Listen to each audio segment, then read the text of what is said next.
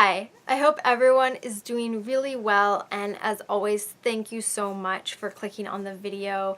I really appreciate it.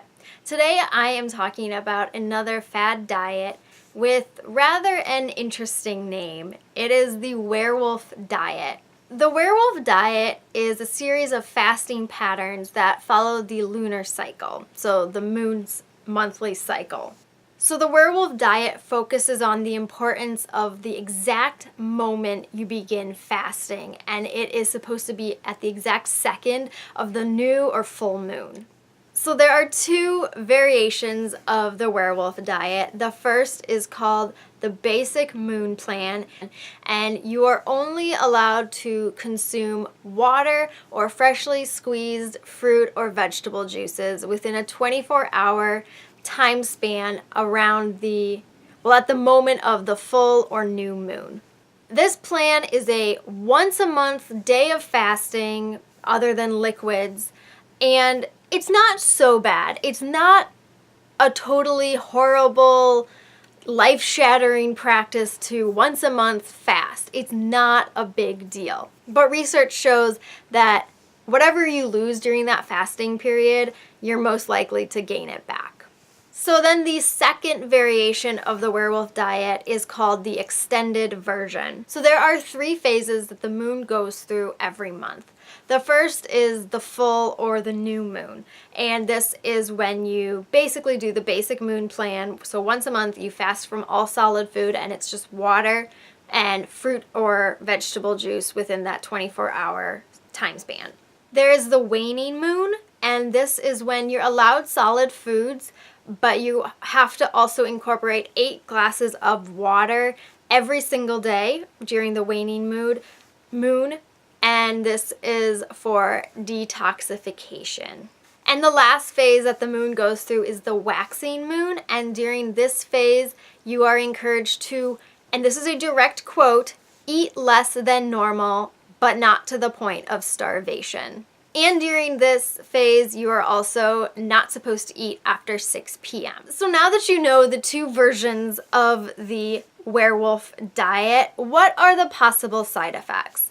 As I said before, if you just follow the once a month, you fast from solid food, you're not really doing too much to your body. It can lead to fasting more often, which can become a problem because that can lead into complete starvation. And there have been cases in the past where people have basically fasted like once a month, and then it turned into once a week, and then it gradually built into a full-blown eating disorder and a full case of anorexia. So you always have to be really cautious and really careful when it comes to these kind of practices.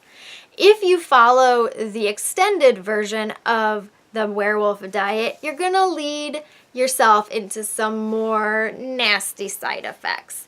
And this includes, but is not limited to, fatigue, dizziness, illness, malnutrition, and irritability. This diet encourages restrictive behavior, which can be very damaging to a person's mental health. Like I said, fasting once a month is not the worst thing in the world.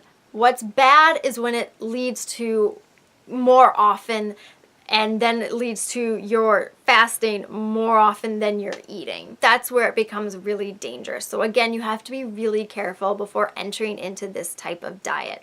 And another side effect of this diet is it diminishes a person's social life.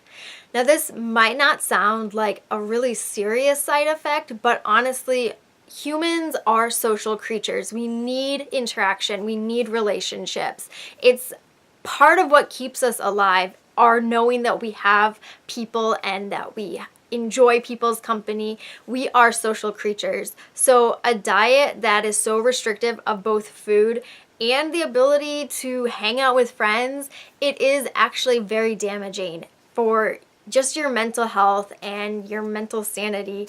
And people really help other people just get through life. And if you lose that, you really lose a part of being a human and being a social creature.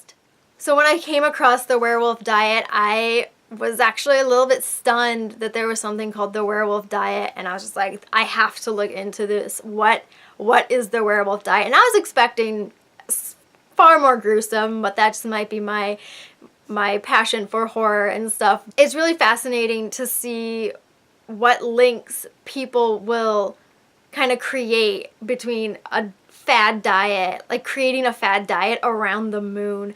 I think it's really fascinating what lengths people will go to come up with a fad diet and try to pass it off as science, or in this case, pseudoscience. I'm not sure if that's the right term, but anyway, it was just a very fascinating diet to look into. So definitely go research it. Definitely don't do it. Anyway, thank you so much again for clicking on the video. If you learned something, if you enjoyed something, please give this video a like, maybe subscribe.